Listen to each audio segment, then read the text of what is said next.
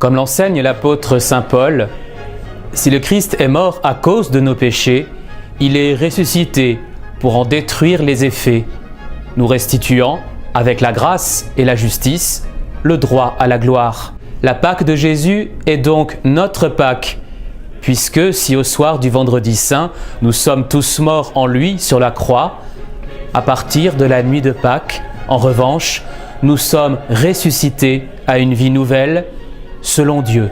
C'est là le motif pour lequel l'Église, spécialement en Occident, a réservé à la fête pascale, dès l'Antiquité la plus reculée, l'administration solennelle du baptême, par lequel, comme l'explique saint Paul, nous descendons dans l'eau, symbole du tombeau, comme pour y être ensevelis avec le Christ, et de là, ressuscités à l'image de sa sainteté, à une vie nouvelle de la grâce. Et cette année encore en France, plusieurs milliers d'adultes, de tous âges, de toutes conditions et de toutes origines, perpétuent la tradition, recevant le saint baptême en cette nuit si mystérieuse. Prions pour leur persévérance dans la foi et dans l'Église, unique arche de salut. C'est qu'il y a en effet un lien intime entre le baptême et la fête de Pâques.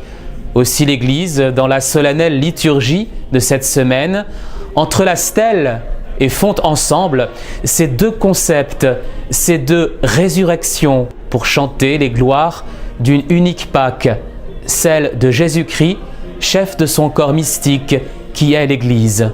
La plus ancienne description de la veillée pascale, avec l'administration du baptême, nous est fournie par le martyr Saint Justin, IIe siècle, dans son Apologie. Autant dire qu'elle remonte au tout premier temps de l'Église.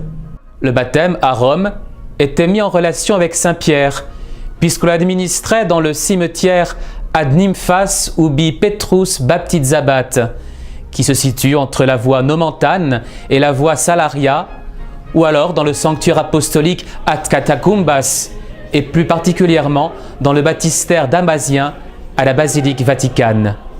À partir de l'époque classique de la Sainte Liturgie à Rome, c'est-à-dire après le temps de Saint Grégoire le Grand, c'est désormais dans la basilique du Très Saint Sauveur, jouxtant le palais du Latran, la résidence habituelle des papes, que toute la cérémonie de la vigile de Pâques devait se dérouler avec majesté.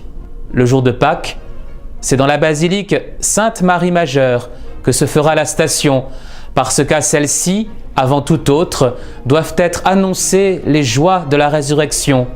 À Marie, qui plus intimement qu'aucune autre créature, eut part à la passion de Jésus-Christ.